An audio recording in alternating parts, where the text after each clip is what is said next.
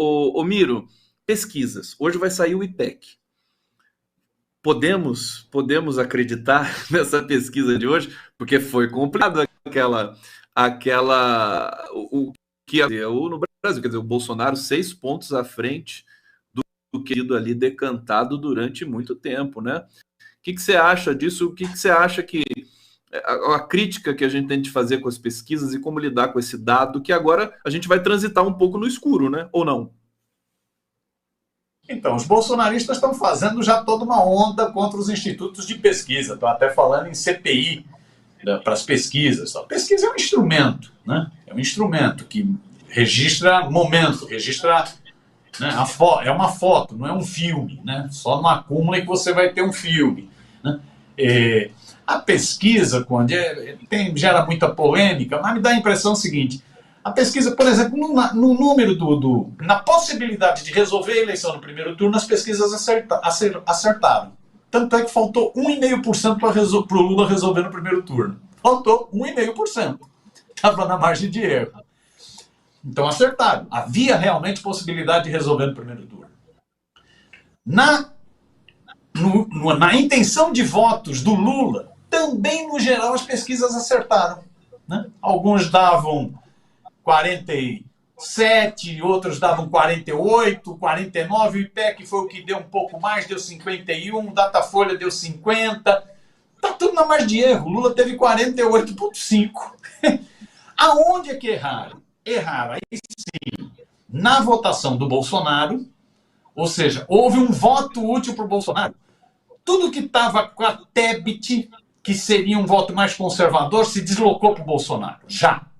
Tudo que estava com o Ciro, que seria um voto mais conservador, se deslocou para o Bolsonaro, já, né?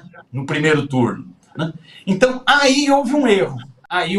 Não captou, porque os institutos de pesquisa trabalhavam com uma diferença de cerca de 15, 12 pontos percentuais, e a diferença foi de 5 pontos percentuais. É isso, né? 5 pontos percentuais, 6 milhões de votos.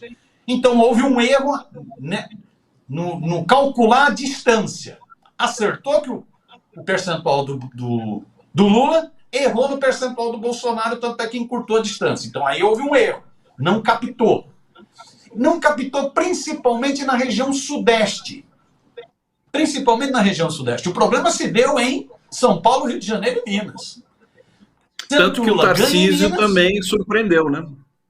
Tarcísio. Exatamente. Aí é que se deu a diferença. Então, pesquisa é isso. Você tem que analisar. Eu acho que essa própria onda que o bolsonarismo cria em cima dos institutos de pesquisa vai fazer com que os institutos de pesquisa fiquem com o pé no freio. Eles vão tentar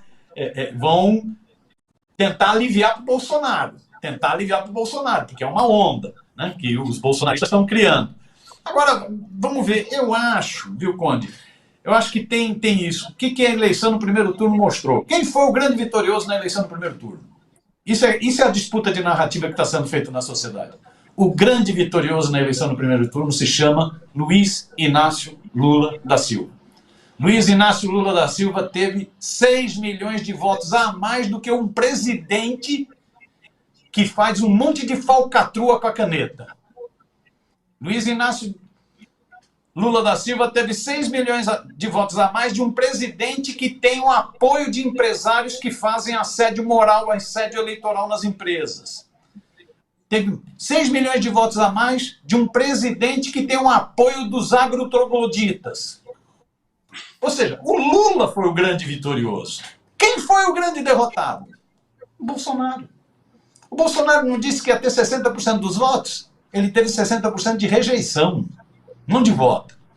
Então, eles estão tentando fazer uma disputa de narrativa, então estão criando onda com esses apoios agora, mas a extrema-direita no Brasil foi derrotada. É o único presidente da República que vai para uma disputa eleitoral e o tempo inteiro está em segundo lugar e fica em segundo lugar no primeiro turno.